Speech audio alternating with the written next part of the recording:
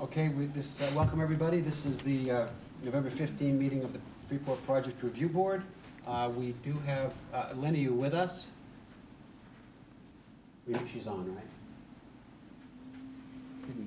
Yeah. Jim was out in the Jim was hallway. out in the hallway. Oh, what? He was paying his tax bill or something. All right. So. Okay, we will get started. We do have a quorum, and Caroline, why don't you give us Okay. staff update, please? So topics reviewed by planning board. This month, the planning board had an applicant-driven agenda item regarding an amendment to the solar regulations, which you might remember our dead old would had for a few years, but we had somebody that wanted to propose a change in the height to ground-mounted accessory solar structures. They want to put in a tracker, and they proposed a height of 35 feet. And the planning board did recommend that amendment to the council, so that will go to the council probably in December. Downtown Vision Task Force Education Group hasn't really been meeting. They've kind of been laying low. They'll be regrouping in January. We will be sending out a newsletter very quickly, maybe tonight, with some short updates as to what that group's been on and the kind of progress they've made on some projects. Climate Action Plan, I told you last month, there's flyers over on the table. They've had 2 workshops as they work towards completing the Climate Action Planning process. Community workshop to give feedback this Saturday at the library from 10 to 12. If you missed it last night, you have a second chance on Saturday. Comprehensive plan, as you know, we talked last month, we have hired North Star Consulting that the interview team recommended to the council, looking at them coming to the planning board in December for a kickoff introductory meeting. You'll probably start hearing from them later in the winter once they kind of plug away at some of the behind-the-scenes inventory and analysis. That's all I've got. Great. Also, I'll add 2 things. We have a site walk, as a reminder, on November 29th at 8:45 a.m. for LOB. And Caroline will send a reminder out for that. And on December 6th at 6 p.m., I sent a note out to everyone on the project review board. There's a planning board meeting to review the zoning changes which have come out of this consolidated group of folks who've been working on changes. And anyone who wants to come from the project review board or the public is invited. And that will be here at 6 p.m. on December 6th. We're working on getting the documents in final format. As soon as we have them, we will send that to PRB. The hope is that you can come and participate. Okay. First agenda item? Minutes. Everyone has received the minutes for the October 18 Project Review Board meeting. Are there any additions or changes? Is there a motion to accept them? So moved. Second? All in favor of accepting the minutes as presented for October 18 meeting? Lynn, you with us? Aye. Okay, No. thank you. Yes. Okay. Do we have to verbal? Oh, because she's online, do we have to verbal? Oh, yeah, the next one we Yeah. can hold. Okay. Okay. Do you want an introduction to? Give us an introduction, please, for 35 Merganser So, Way. 35 Merganser, you guys are going to be pros at these pretty soon, because you've seen a lot of them, is a standard shoreline stabilization, shoreline zoning permit. Again, we've seen a couple other ones in this neighborhood. There's significant erosion on the coastline, and a lot of people are doing some restoration. In this case, it's about 70 feet of riprap installation. There are associated components that come under the purview of others. You guys are just looking at the riprap. The set of stairs comes under the purview. My microphone's not on. Set of stairs comes under the purview of the code enforcement officer, and the dock comes under the purview of coastal waters. Riprap, there's about 350 feet combined wetland impacts that they will permitting. They need approval from Army Corps and DEP. The code officer did go down to the site and look at vegetation. They're not proposing to remove any vegetation on the upland. I think there's a little bit of invasives that they have to remove. No trees will be coming down. There was an email in your packet regarding access to the site. There is a kind of flat, relatively clear access that they can use over the abutters property that won't require any additional vegetation removal. They might have to do some restoration, loam and seed when they're done. But otherwise, hope to get in there and get in the winter to be least disruptive. Tim Forrester's here if you have questions. That gives you a snapshot overview. And because I'm also on the Coastal Waters Commission, and this was discussed at the last meeting, even though these are two very different approvals that they're seeking, one from Coastal Waters and one from Project Review Board. Just as a precaution and not setting a precedent, I'm going to recuse myself. Okay, thank you. Can you fill us in, Tim? Sure. Hi, good evening, everyone. I'm Tim Forrester, Mike Hensler on behalf of Claire Martin at 35 Merganser Way. I think Caroline summed it up pretty well. The one thing I'll add is this is also a bit more of a replacement of structures. There's an existing failed timber wall underneath the whole thing, and they're old creosote timbers. A bunch of them have all rotted out, and you know, they're pretty well failing. So the proposal is just to replace those with rock, and it'll be a typical sort of riprap revetment where the toe stones will be buried into at least half of their diameter, so we'll be going down about a foot and a half for the bottom stones, and then stacking up from there, and then going up just a little bit higher than the timber wall that exists right now. One of the other goals of the project is just to raise that wall height a little bit and raise the pier height along with it. So that's why it's coming back before Coastal Waters as well. But for the most part, we're utilizing the same footprint of the timber that's there now, just replacing it with stone. So. Looks like this situation looks like similar to the last one you were here for.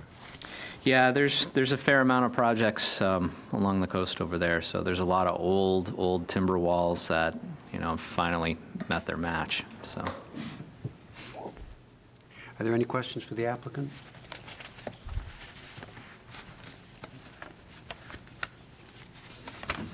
Is there anyone from the public who has any questions or comments about this? It's not a public hearing, but we always invite input. And you do have people on Zoom, so if anyone on Zoom wants to talk, they can put their virtual hand up. I do have one question as I looked at this. The area from the house to the timber wall, is that vegetated with anything? I'm looking at the pictures you have. Yeah, those were, I think, March pictures. So there is vegetation in there. It's planted. It's more, you know, ornamental. But they do have every intention of replanting above the wall as well. So in an effort to increase the vegetative buffer. Thank you. Any other questions for the applicant? If not, is there a motion? Sure. I'll propose this motion. Be it ordered that the Freeport Project Review Board approve a shoreline zoning permit for Claire Martin for a shoreline stabilization project approximately 70 feet in length at a residential property at Tax Assessor Map 5A, Lot 11A, 35 Merganser Way, to be built substantially as proposed in an application dated November 1st, 2023, finding that it meets the standards of Section 306 and Section 404 of the Town of Freeport Shoreland Zoning Ordinance with the following conditions of approval. 1, this approval incorporates by reference all supporting plans that amend the previously approved plans submitted by the applicant and their representatives at Project Review Board meetings and hearings on the subject application to the extent that they are not in conflict with other stated conditions. And 2, prior to the start of any site work for the project, the applicant obtain any applicable permits from the Freeport Codes Enforcement Officer. Is there a second? I'll second it. Okay, roll call vote. Before we vote, Yes, can we any discuss discussion? briefly, and this is maybe slightly tangential, but I think it's worth just phrasing as to Todd's abstention, that I think that maybe that's inappropriate in this context. And I'm fearing that might set the wrong precedent, given that it's two different applications. There's no prohibition on you being on both of those boards. And so, the risk of that happening, I think, is high. And if there's not simply acting on one application and then a second unrelated application, I think shouldn't be a basis to have to recuse yourself. Understood. And there's more thought that I'm going to be putting into this along those lines, but yeah. Thank you. For purposes of this deliberation, you're recusing yourself, is that right? Yes. in the future, if there ever is a question, the board can put that to a vote also. Okay. Sure. Roll call vote. Berger? Yes? Hamlin? Yes. Monteleone? Yes? Reiki? I'm sorry, Madeira? Madeira? Hi, Ford. Yeah. Yes. Reiki, yes, and Yankee, I was going to say, and Yankees have abstained. So that passes. Thank you very much. Thank you very much. You made the motion. Exactly. Seagreen Independence Drive. Okay, so that last one was approved, if you were here for the Martin Shoreline Stabilization. Seagreen Independence Drive subdivision. This is an interesting, small application. A lot of times when we have a subdivision amendment like this, and it's just one lot, they come in once, they present it, and you're able to hold a public hearing and do it in one meeting. This is a unique lot. It is in Village Commercial 3. It's in the Freeport Village Overlay District. It's in the Color Overlay District. It's in Design Review. It was done just before we adopted the Freeport Village Overlay District standards, and it was also done just before we adopted the Village Open Space Subdivision standards. So they're coming in for an amendment, and we had to go through it carefully. So the short Cliff Note version of the history, so they came in the, now I'm dating myself, but early mid-2000s for a subdivision amendment. They came in with 3 lots, and then they were going to go to 4 lots, but it raised some questions and other things, so they went back to 3 lots, with a multifamily unit being on Lot 1. They had a Lot 2, which had a single-family dwelling. It had a right-of-way, but it had actual access, not providing frontage over the multifamily lot, and there was this big 3rd lot that had future development potential. So when they got it approved with Seagree Drive, only 2 lots had deeded access to Seagree Drive. Subdivision ordinance defines that as a driveway, so they didn't have to build a subdivision road. They also had a condition that if they wanted to do further divisions, due to the timing, they had to redo the wetlands. So they have redone the wetlands on the property on the back 2 lots, and they are coming for the creation of 1 lot. The way the ordinance is written, the one additional lot would not trigger the village open space subdivision standards. There has been a question raised as to Lot 2, the second house, and whether or not there's a second unit in there, and if they want to keep that unit or get rid of that unit, that's something they'll work with the code officer. If they do want to keep that second unit and add a new lot, you could see a slight variation. They could have to provide some open space or fee in lieu of, but that's something they're going to work with the code officer on. By adding this lot, again, as mentioned, they would need to upgrade Seagree Drive to subdivision standards. They are aware of that. It's something they'll work with the engineer on. They would have to have a slight tweak in the layout of the right-of-way. They'll have to have the road and all the improvements in the right-of-way. So there'll be a little bit of a tweak. And all of this being said, it really wouldn't impact what they show for that new lot. They've really put it on there to be out of the right-of-way and not really impact. So there's some stuff to work out here.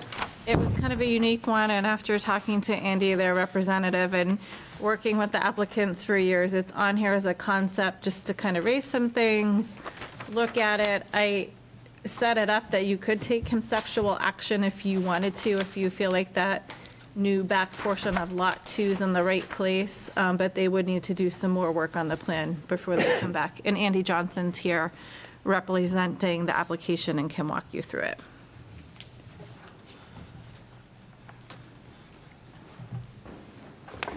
Thank you, Caroline.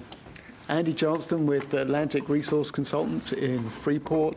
As Caroline explained, I think very well, actually, I'm not sure how to put it in quite so few words as you did. From a technical perspective, this is very simple. From a process perspective, it gets a little complicated because under normal circumstances, if this hadn't been previously approved as a subdivision, this would be a lot split. It doesn't meet the definition of subdivision. There's only 1 lot being created here.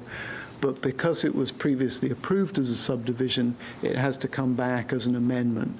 As Caroline explained, The amendment we're searching for here is that Lot 3, which is the large lot at the back, is just going to be divided in two. There's a very slight amendment if you compare the existing approved subdivision plan and the newly proposed subdivision. The right-of-way just hooks left a little bit at the end, and that's just to create the required net residential acreage on that lot that's being cut off in the top right corner. And just to orient, if anybody doesn't know where this is actually off Independence Drive, which is that little crescent that runs off Route 1 by the railway line opposite LL Bean. One end of it comes in at the LL Bean light, the other end comes in next to the railway line. And one of the topics that we wanted to discuss with you is perhaps the only technical topic or subject in this subdivision is what that road looks like in the right-of-way. It has to be a 50-foot right-of-way because there's 4 lots. If you look at the village standards, it depends how flexibly the planning or the project review board wants to apply those standards. You obviously have the ability to waive them. If you look at the village overlay standards, it requires a 24-foot wide paved road and sidewalk. You know, if you read it and obviously the intent of that is to provide interconnectivity where you're connecting what will be future town streets. If you look at the geography of this lot and the natural resources back on Lot 3, there is never going to be the potential of this tying into another road. It's never going to become a through road. There's no sidewalk on Independence Drive. It would probably be the last street in Freeport that the town pays any money to put a sidewalk on because there's a sidewalk on Route 1. There's so little traffic on Independence Drive that it's virtually walkable right now. It's pretty well lit. Independence Drive itself is only 20 feet wide, so it really wouldn't make sense then to bring a minor road off Independence Drive that is wider than Independence Drive. So what we've put on the plan is what we think provides good enough access for those 4 lots. It's 18 feet wide, paved. It does not have a sidewalk on it. And I think that would be capable of serving anything that goes on any of those 4 lots. But that's one of the items that we wanted to bring up front and center for the project review board to weigh in on. And any other things that you see on the conceptual plan that raise any issues for you folks. I say from our perspective, technically it's a pretty simple project. But if there's anything that you folks see that we could work on before we come back, we'd certainly be willing to do that. So I just want to clarify, we did spend quite a bit of time looking at this internally today, and although the dwellings could potentially trigger design review, they'll have to comply with the village overlay. I did ask the code officer to look at this and interpret whether or not he thought this one additional lot triggers the requirement in the Freeport Village Overlay District for the road. He didn't feel like, based upon how we've kind of it's been interpreted in the past and the fact that this new lot is not on a public road, that it triggered the road standards. But I think you guys could look at that, and if it's something we need clarification on or guidance, we can get that. You said you think he thinks it does not trigger those standards. Yeah, he didn't feel that it did the one lot that they're doing in the back, where it's not on a public road. The Freeport Village Overlay, you open that first document, it has the table, I think, that new dwelling, sections 1 and 2, this is the one we kind of flagged for him to look at. And then the other ones, like they're not doing a building addition, that was creating more units, and they're not in the village mixed use. So he didn't feel like that it triggers the road standard. For the sidewalks and the street trees and the additional width, it refers a lot to different road levels in the street acceptance ordinance, which are designed for public streets. We have this document. I've only seen the street standards triggered once. We haven't had a ton of subdivisions done under it. The time I've seen it used was for school street extension. They designed it to the overlay district standards. May I ask one more question? Are there any waivers we need to act on tonight? Not that I'm aware of. Underground utilities are required. They haven't requested that. Otherwise, it's pretty straightforward. Great. I have a couple questions for the applicant, but let's see what the board's got first. I'm going to play dumb here. Could somebody from the plan, I don't know if you have a computer or some way to show this, but I just need to understand a little bit better which lot is which lot is getting split, because it has a 1, 2, 3, 4, plus a bunch of other things that I'm not That'd be quite helpful. sure on. Yeah, it's easier if you look at both the plans. You have the existing approved subdivision plan. If you look at both of those side by side, you can see that, well, it's not tremendously clear Here, on look that. at, But I can talk you through it. See where So- the yellow box is showing up? Is this what you're asking, what lot we're talking about? First, could you say what is existing? Yeah, and do you have now the old one? Hold on.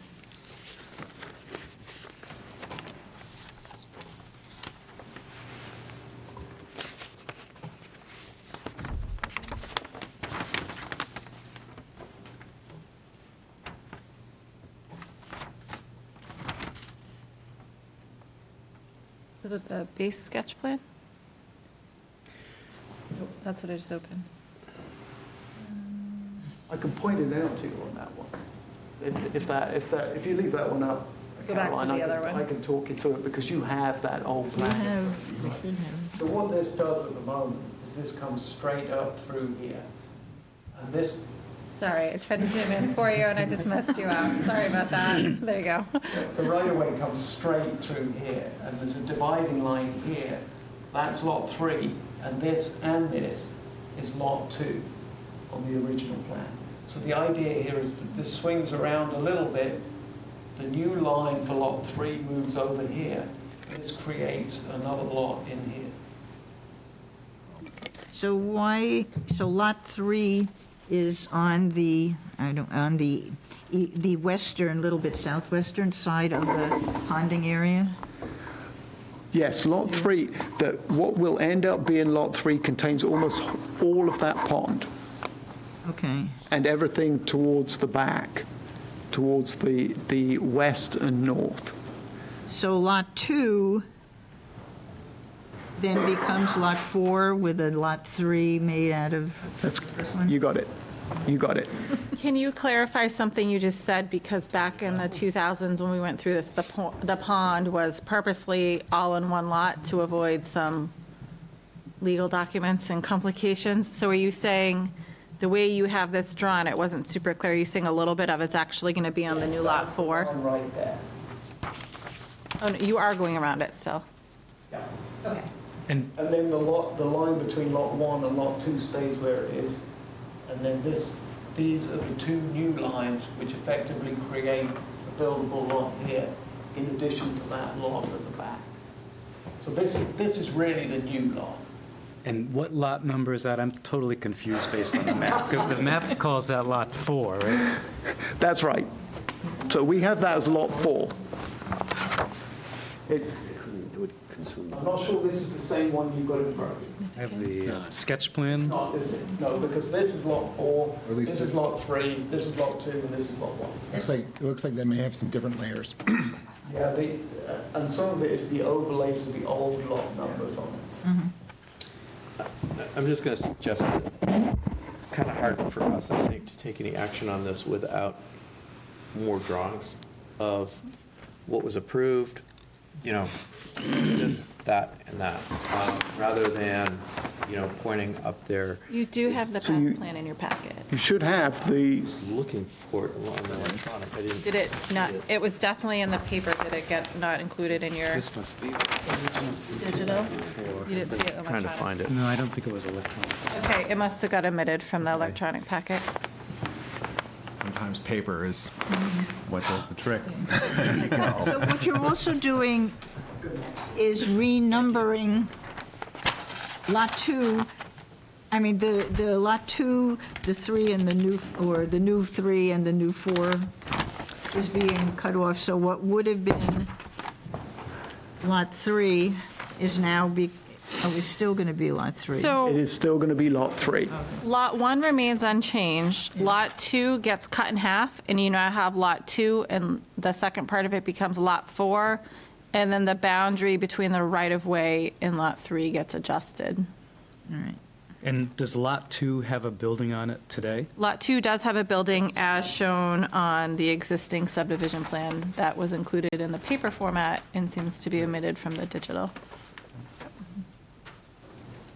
And the potentially discrepancy of the building that's on Lot 1, which may be 2 units? Nope, Lot 1 is not being impacted at all.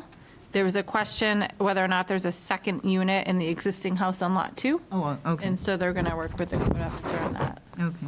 Because that would make it two units? Yeah, they just have to note 2. They'd probably have the area, just update the calculation, but we note all that on the subdivision plan. Again, kind of a unique situation. So Lot 3 will be 4.25 acres. Yeah, Lot 3 is a pretty good chunk of land in there, but as you can see, a lot of it is the pond and wetlands. Right. There's enough to make it a buildable lot, but there's a lot of resource area on that. Yeah, so Lot 3, they'll have to clarify because the lot area doesn't include the area of the right-of-way. But one of the questions flagged too in the staff report is just to clarify that they're not, they show that could get more units, but they're not proposing that at this time. At some point, if somebody wants to develop that with units in the future, they'd come back. Yeah. And I think Which is what it is today. realistically, if you look at the geometry, and I say you look at the geometry of the wetlands on that lot, you're not looking at major development of that lot. You know, frankly, you'd be hard pressed to squeeze a driveway and a road in there and make the rest of the lot still be attractive and retain those amenities that are on there now. So if the purpose is not to facilitate immediate or near future development of these lots, what's the need to do this further? Well, there could potentially be a house going on Lot 4. So it's lot 3 that has no. Lot 3 would realistically, that'd be a long-term proposal if anybody looked at it. And currently, the applicants own lots 1 through what would be 4? 2, 3, and 4, I think, is that correct? Yeah. 2, 3, and 4. Does lot 1 need to be a party to this application, given that this is in effect a change of the subdivision plan? Not as I understand it, because they have frontage on Independence Drive, and that's where their access comes from. Yeah, they have. So Yep. the only slight tweak there is that Lot 2, obviously, Lot 2, Lot 3, and Lot 4 would have access off the new road. And the new road, so there is Sigree Drive, if I'm saying it right, apologies, but that ends, and so the new road extends beyond where you show the tree lined?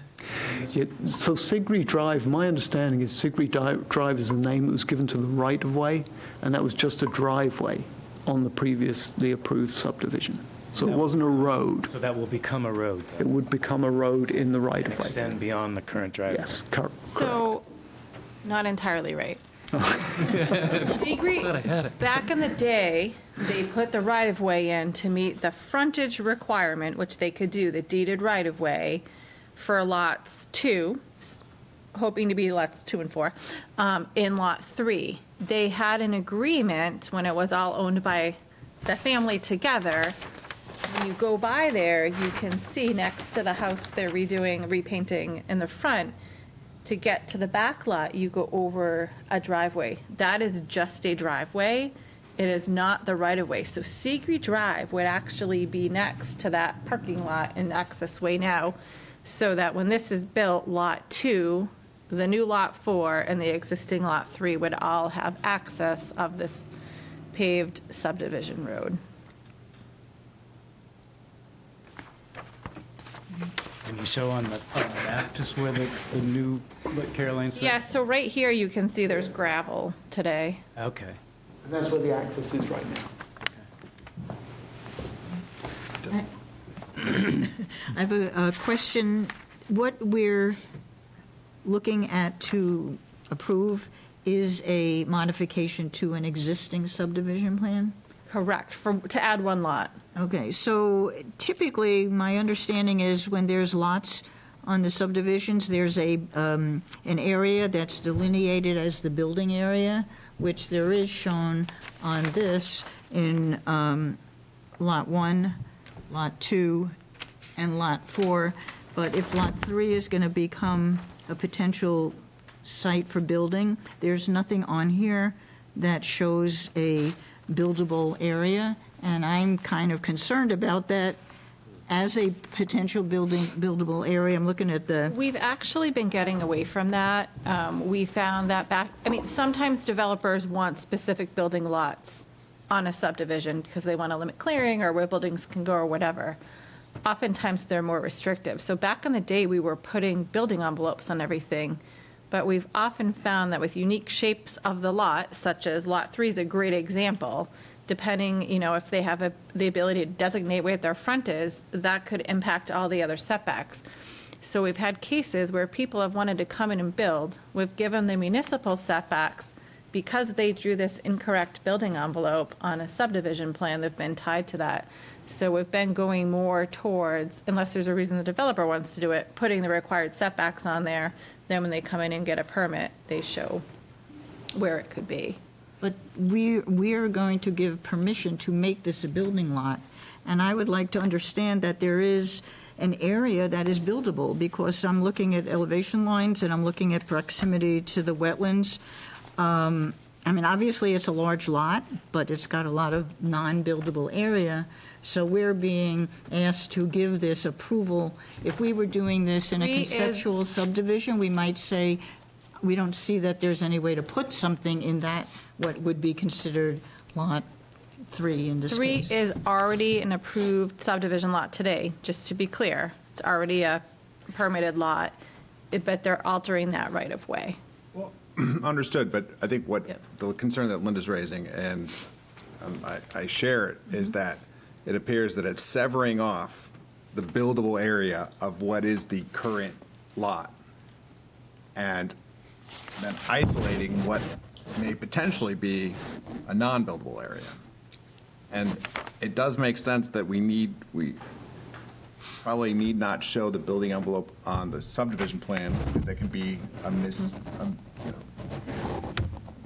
it can cause confusion in the future about it being approved for that area. But it would be helpful to see some documentation of what area you anticipate under the current rules, current ordinances and DEP rules, where the building envelope would be. And, to allow us to essentially affirm that that is actually a developable lot. Because if it's not a developable lot, then the whole.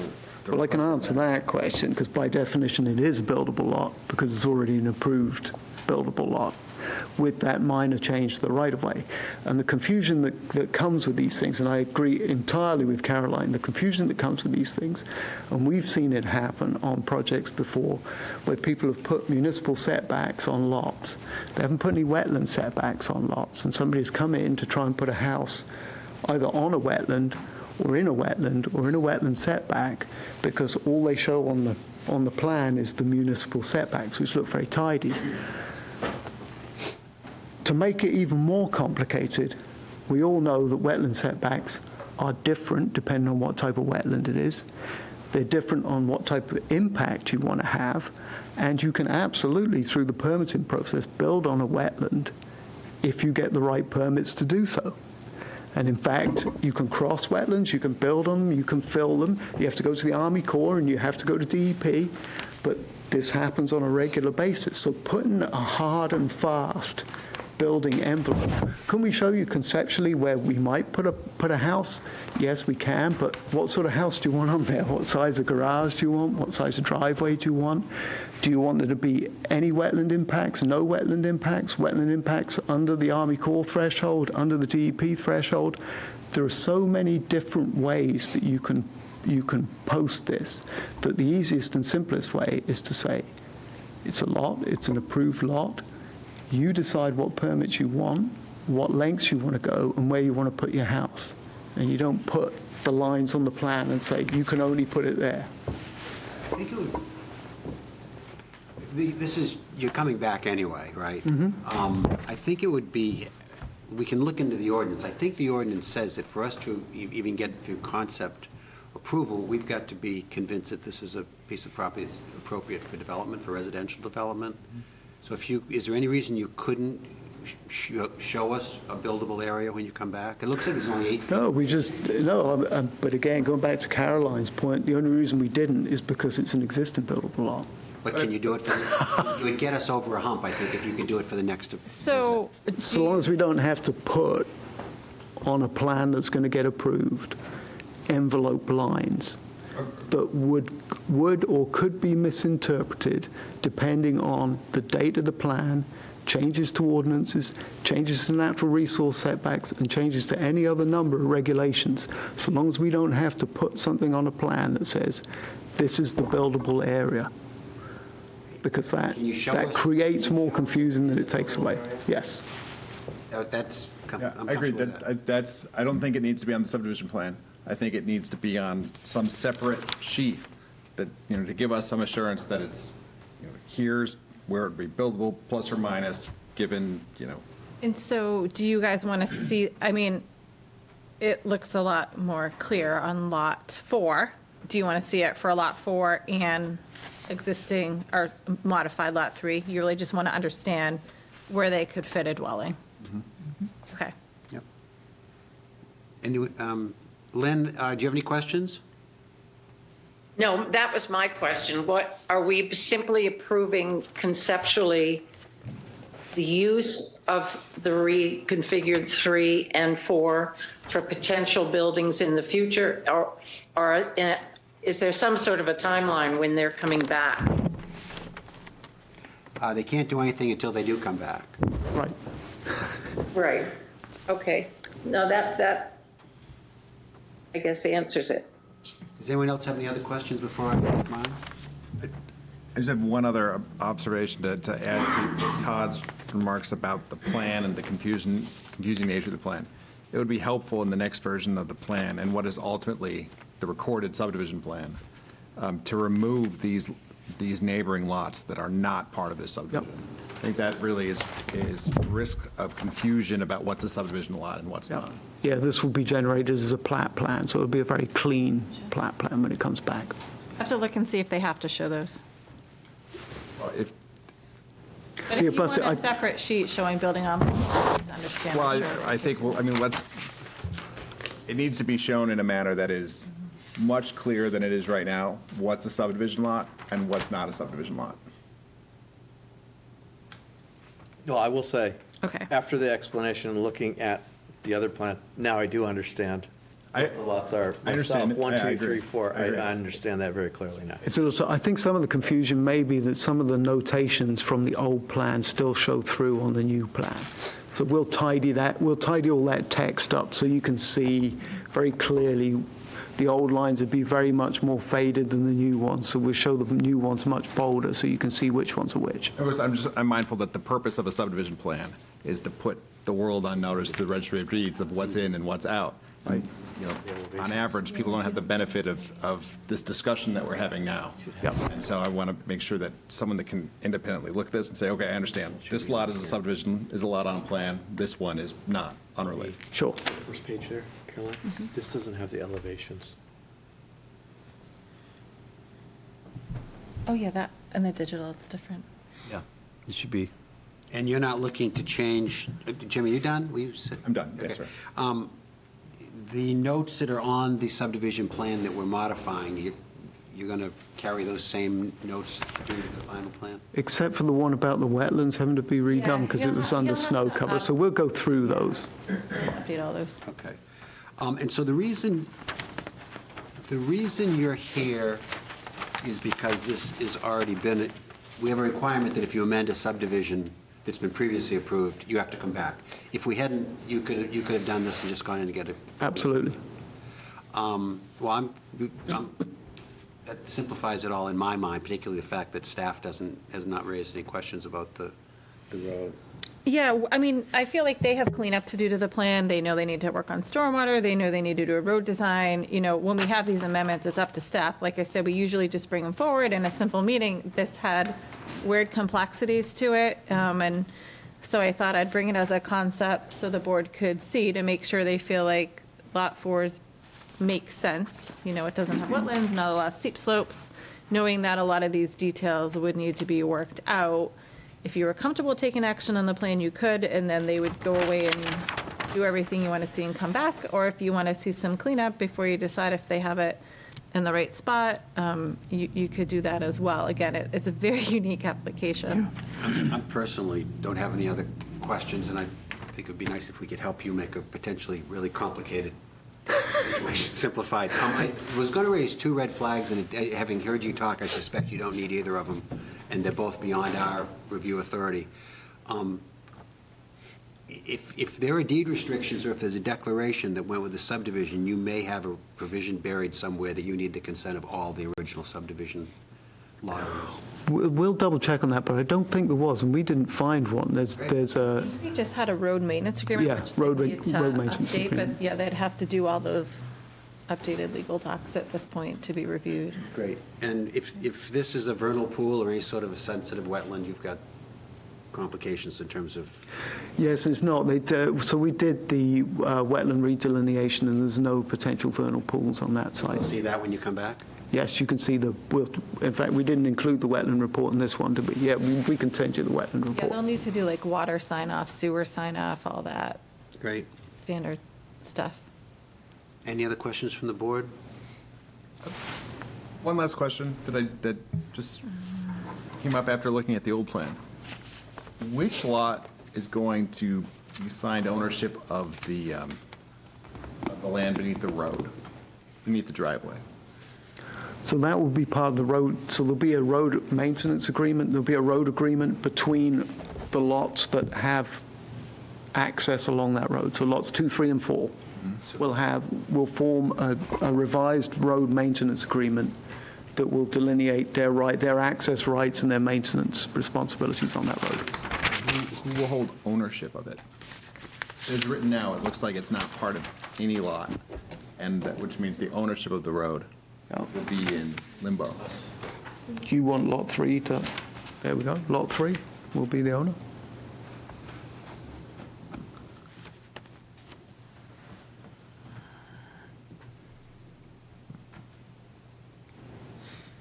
That truly is my last question.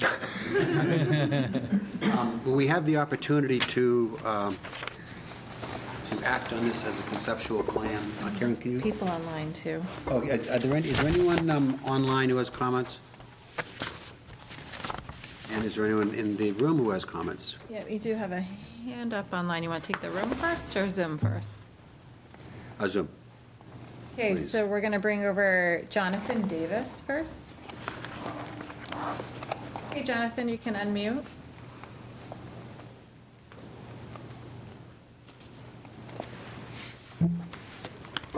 Well, hello. It's nice to be added as a panelist. It feels kind of impressive. My name's Jonathan Davis. I'm an attorney at Powers & French, 209 Main Street, Freeport, Maine. I'm here to speak about this project on behalf of my client, Melinda Sanderson. Ms. Sanderson owns the property at 8 Independence Drive. You can see it on this plan that's been submitted. It's Assessor's Tax Map 9, Lot 2A as an alpha. We echo many of the comments of the project manager of the board that conceptually this is a simple project from our perspective. We think this is an appropriate project from our perspective, and we're not here as a neighbor to voice opposition to this project. We think that as given the mixed-use character of the Independence Drive neighborhood, this is not going to make some significant alteration or change to that neighborhood. What Ms. Sanderson is concerned with is just to ensure the board is mindful of its obligations regarding the installation and maintenance of utility services and depicting that on the plan.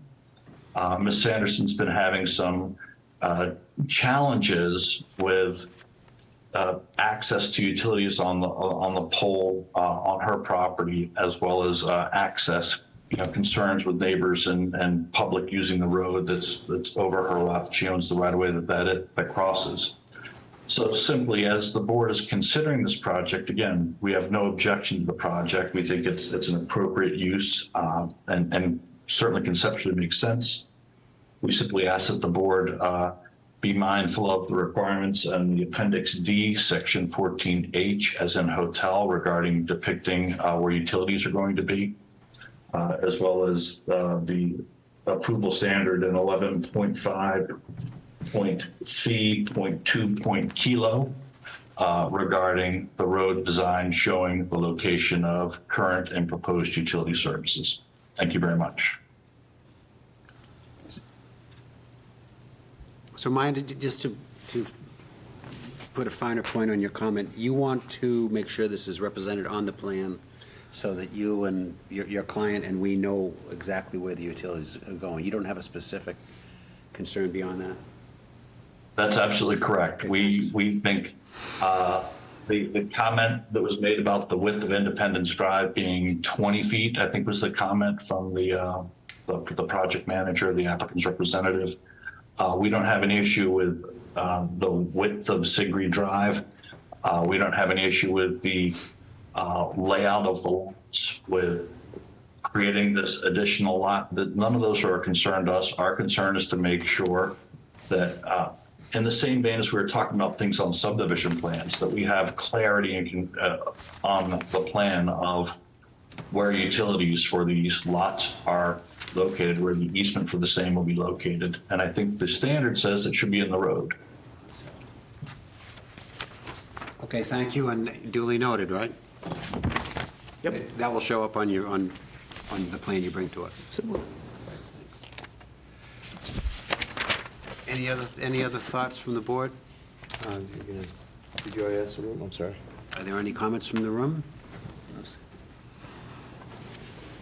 I have a follow-up question after that comment. The existing units, are they connected to utilities via the power line that is that is essentially just beyond their boundary line, or do they draw via a power line that's crossing the current driveway? House, it's a power from the pole like that. Next neighborhood grandfather comes from Yeah. that. Okay. Could you say that? Yeah, grandfather's. You have to Come on up to the you have mic to and- go to the microphone. You don't hear? Yeah. If Or you you, can repeat it if you. if you look at the Sorry. plan, you can see the overhead utility to the house that's not being altered. Is that what you're asking? Are we talking about the one that's just to the right of the lot? And that's what I'm trying to confirm, because it looks like that's a power line that's not actually that's not within this lot. So I'm trying to understand if that's the line that's currently connects these two units, or if there's some additional line that we're not seeing. Mr. Chair, can I attempt to address that? Go ahead.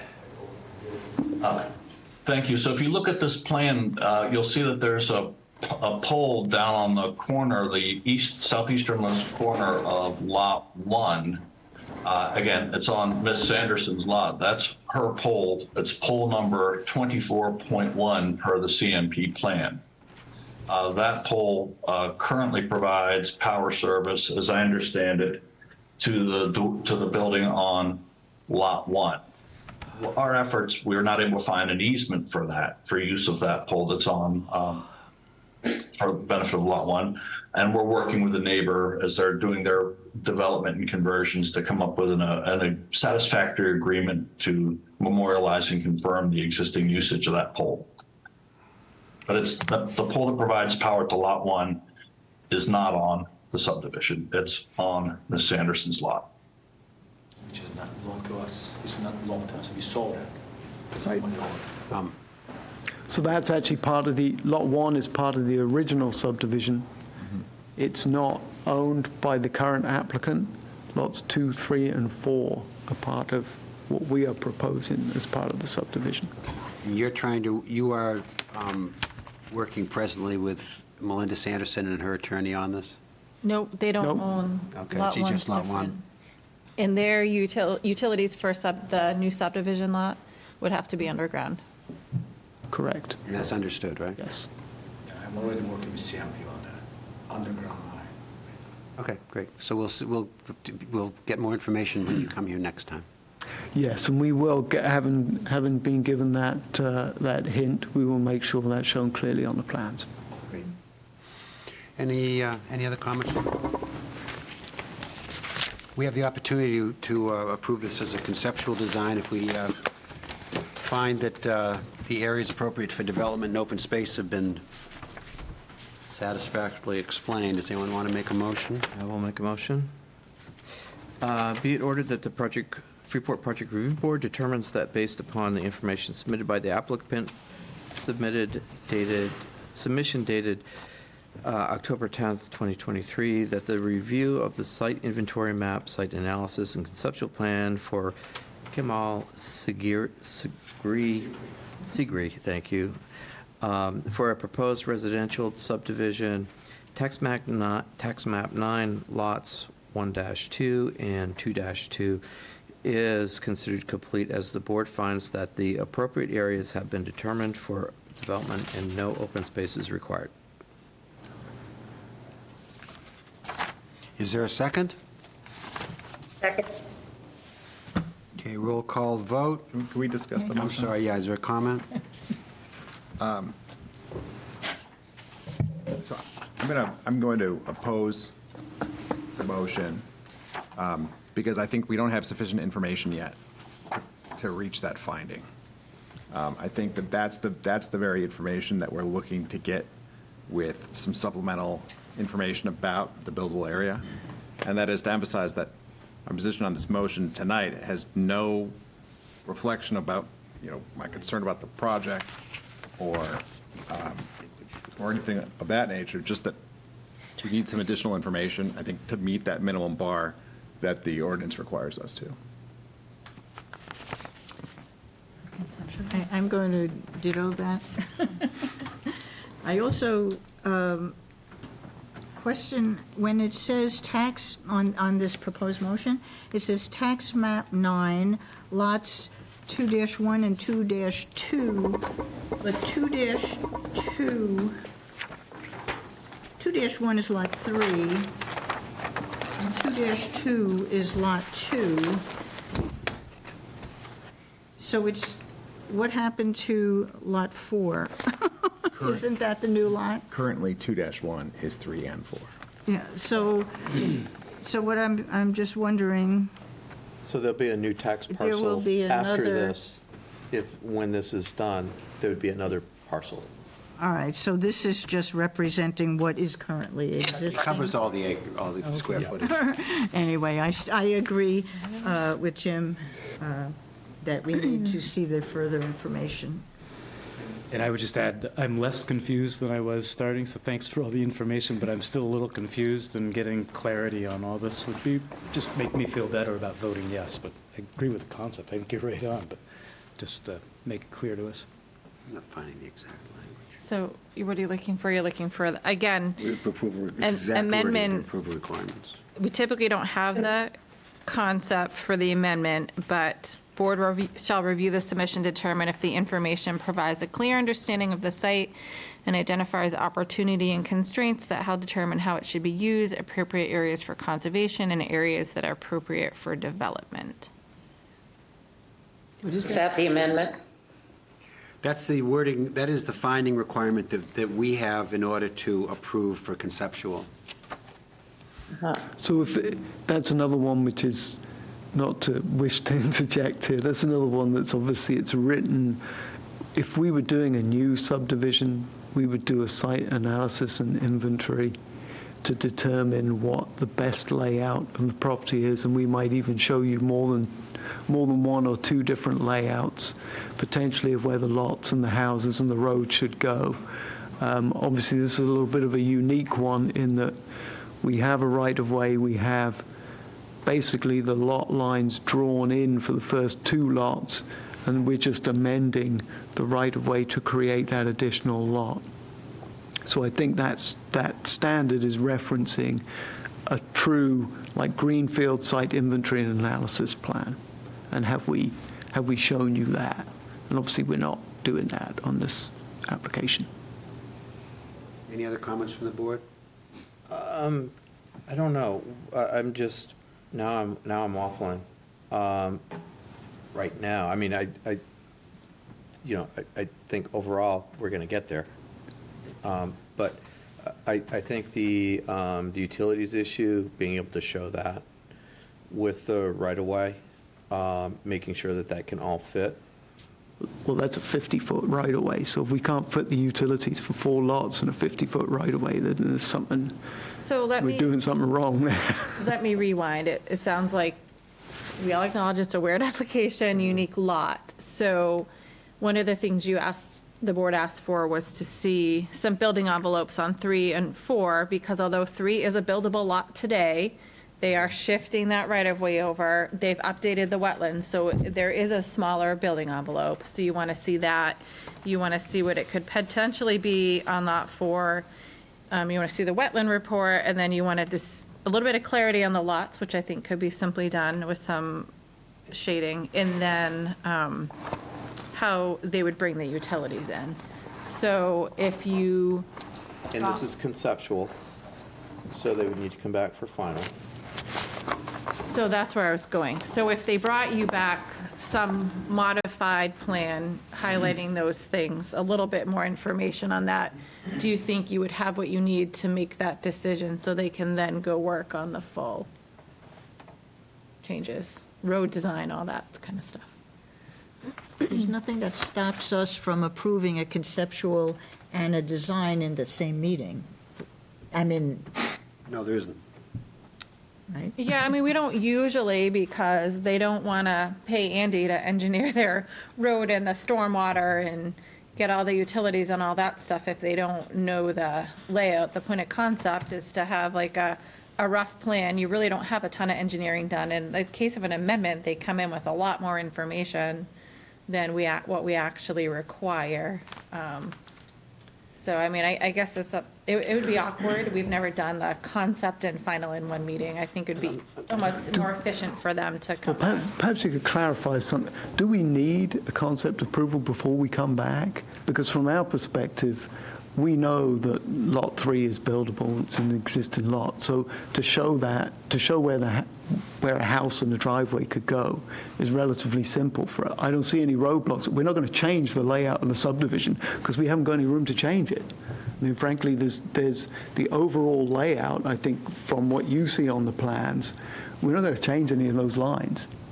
That's what I'm asking. There's no way of doing it. I mean, we're technically, if we have to go through Part 1, Part 2, and Part 3 to get to a final subdivision approval, I'm agreeing that why can't Part 1 conceptual plan and Part 2, the next step, be put together if they're comfortable? That's their choice if they want to come back doing it that way.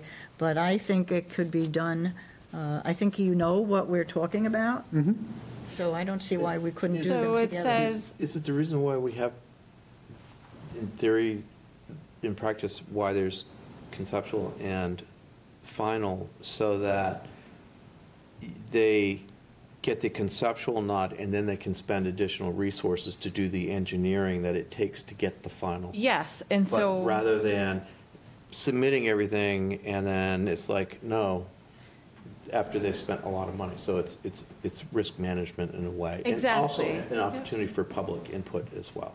Yeah, it is, for people to raise points, and then knowing that generally, Lot 4 is going to go here, and the right-of-way is going to go here, but as we go back out to the site and see that there's something here, and we can't get the utilities, or we can't do this here, you could see fluctuation in the general layout. I mean, I can't think of a case, but yeah, it's really just, I think, for efficiency in the process. In this case, what you have up here is amendments, and it says, the town planner shall determine the extent, and it would treat it as a minor. So they would go for concept, and they would go for final.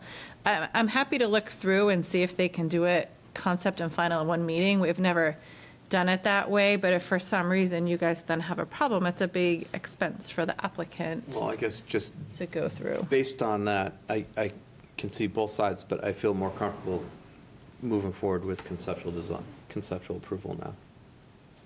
And I'll go along As the with person who seconded it, I stand by my second. Okay, and maybe before we do a vote, it'd be good to get a straw. I'm ready to approve personally, concept. Yeah. There are some unanswered questions, and those are the blanks that get filled in between concept and final.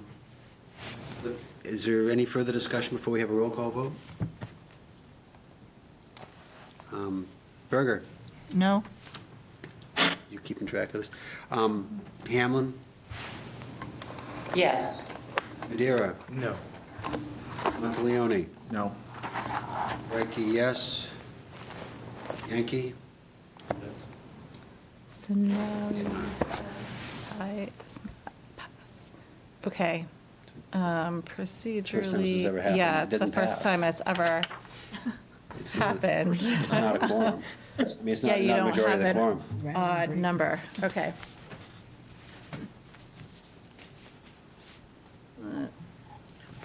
I think you need, we're checking, I think you need a majority of the quorum. I can't say I've come across, if I've come across this, it was a long time ago. But I'll say, Caroline will also check after this meeting whether So- we can approve concept and final at the same time, but I Can think we you can. take a 5-minute break? Yep. So I don't want them to leave. I guess my concern is I didn't hear, I mean, a no vote's usually the board's entirely against the project. I want to just clarify the next steps before they leave. So if you guys want to take a break for a few minutes so I can read through this, that would be, So we should shut off our microphones? Is that what you're saying? Right. We're not ending the meeting, so keep the yeah, microphones you're on. just taking the.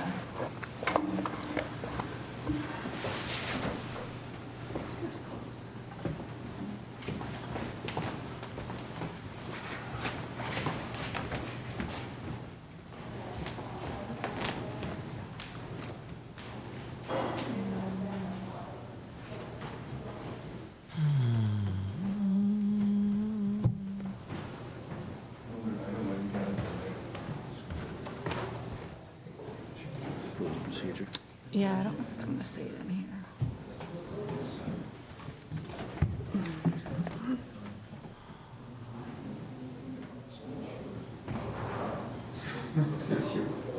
I don't think it's on here. Sure. I mean.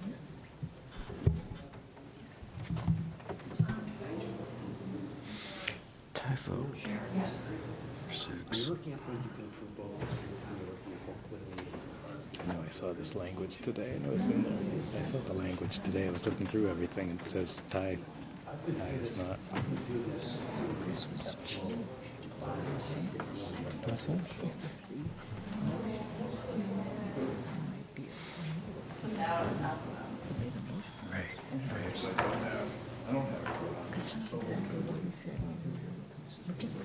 Right, right.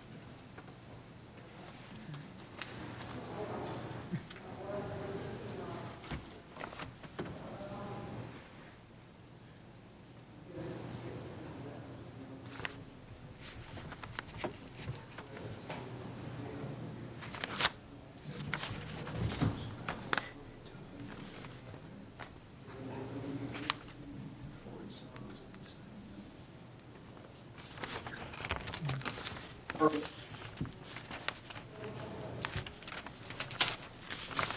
There you go.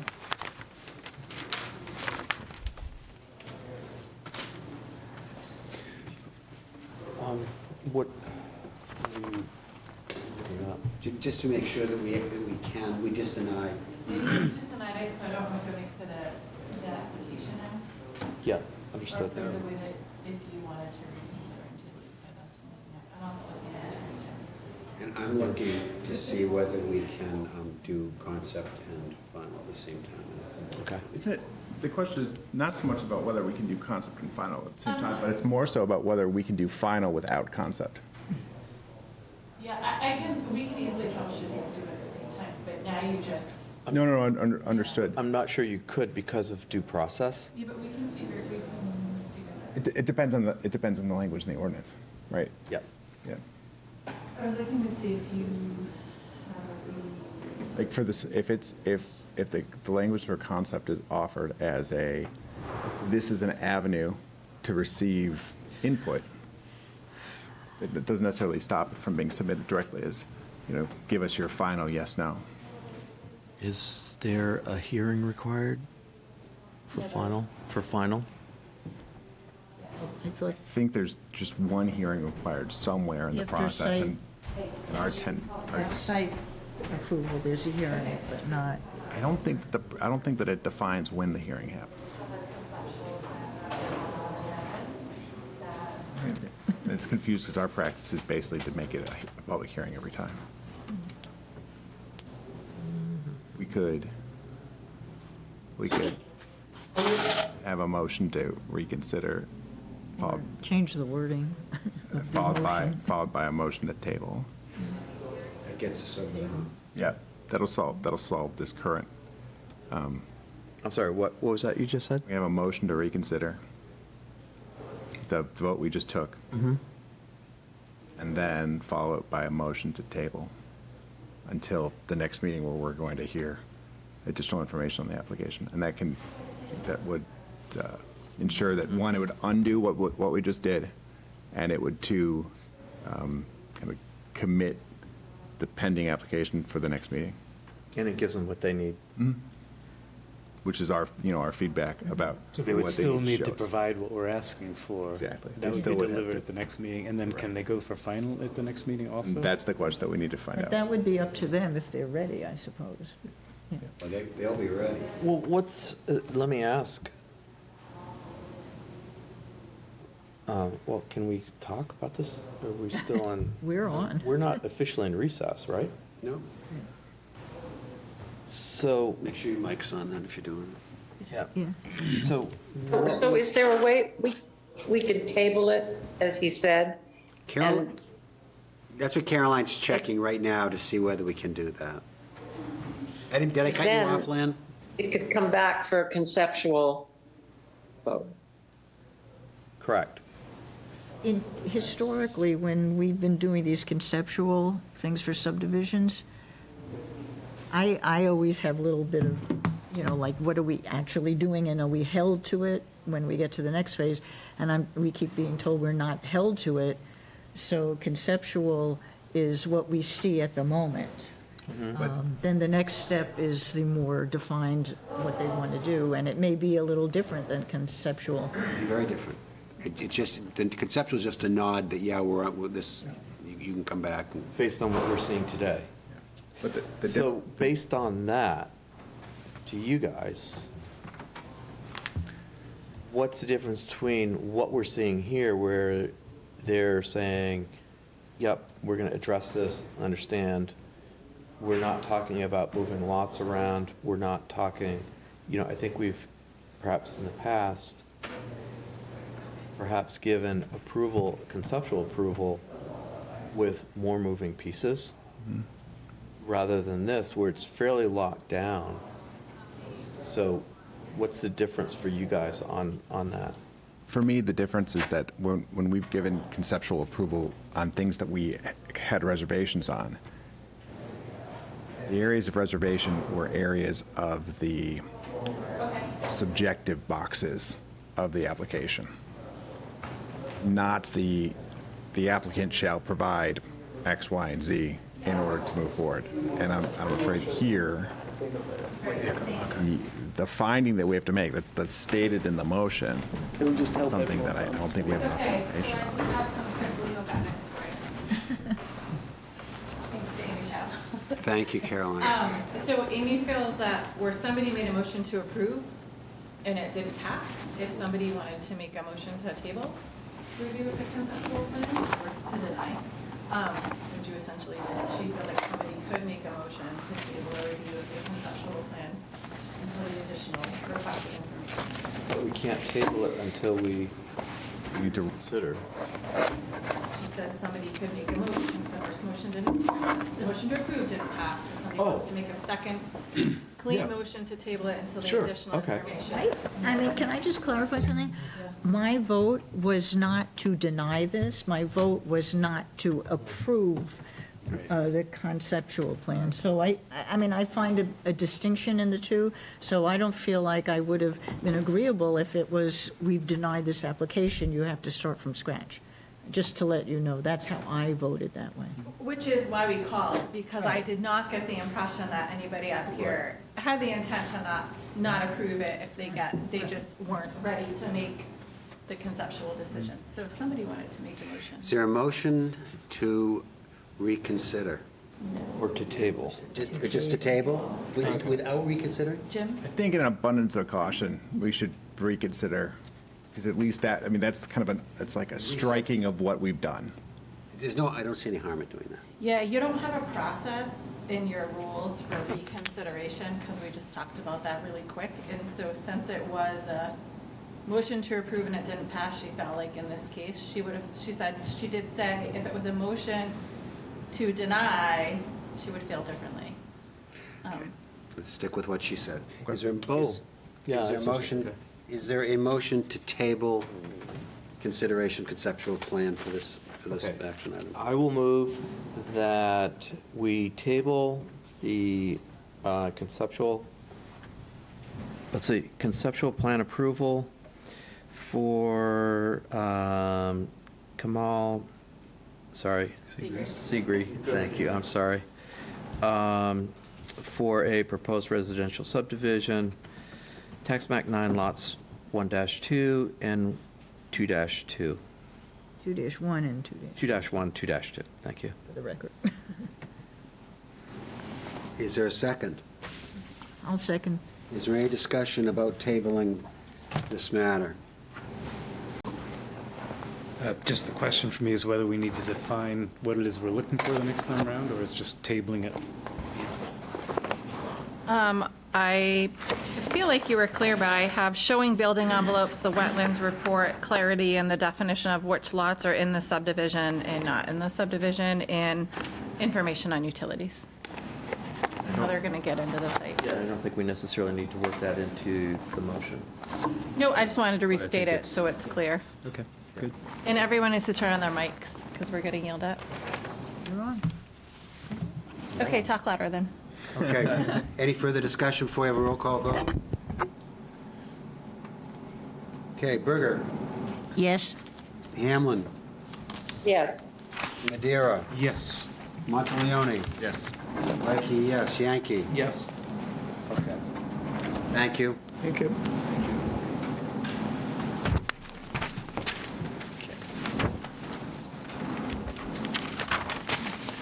Over there?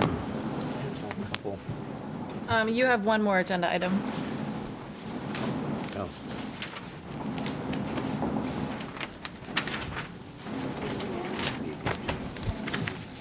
So your last item was an update on the Central Core Working Group, but I felt like you kind of gave the update. We would encourage everyone to come on December 6th to the planning board meeting, and we'll send a draft out as soon as it's ready, probably early next week. So if you're traveling, you can read it over the holiday. And I had a question for us to think about is how some of the decisions that we've made based on the information that we've had and based on the ordinances at the time, I haven't lost sleep over, But going forward, looking at some of the decisions that have come before this board, it would be nice if we had tighter standards for, not the process, but for our evaluation criteria. Two things come to mind right now. One's fairly recent, and that is the gritty sign.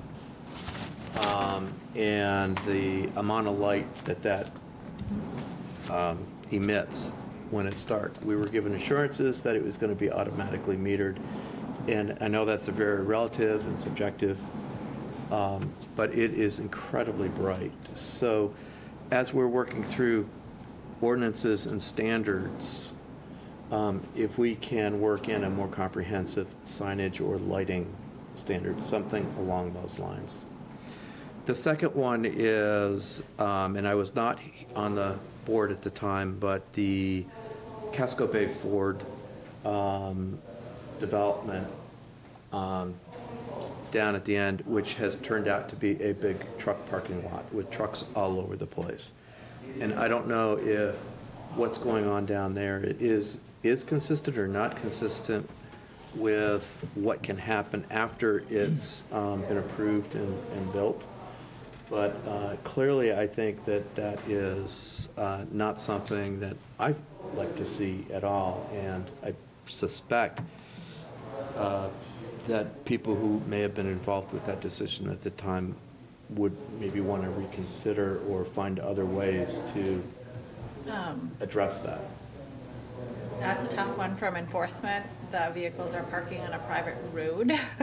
We do get calls. I don't know where it stands. I can revisit. You have attached conditions, but with one code officer, sign violations, for example, take a long time to get to. Then I think that then also goes to that factor too, is we're a town now of 7,000, 8,000 people with one code officer. Do we need to, encourage the town council to look at supplementing? And we have tried, we've had a hard time, we're gonna have to put back out, but yeah, if anyone wants to be a code officer, we're always taking applications. I'll be back.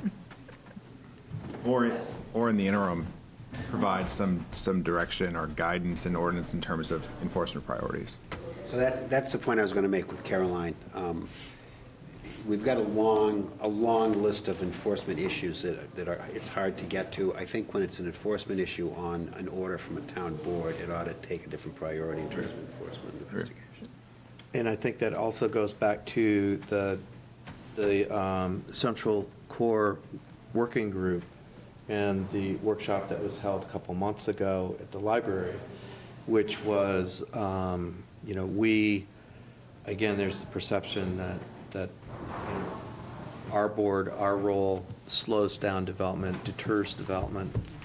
And in reality, what I hear is oftentimes is we just can't get building permits because we can't get the codes officer to do the review or come out and do his due diligence to issue or to answer the questions that we need to so we can do our submittal properly. So I think that's part of the whole big picture is all of that. Wait till Caroline gets back here.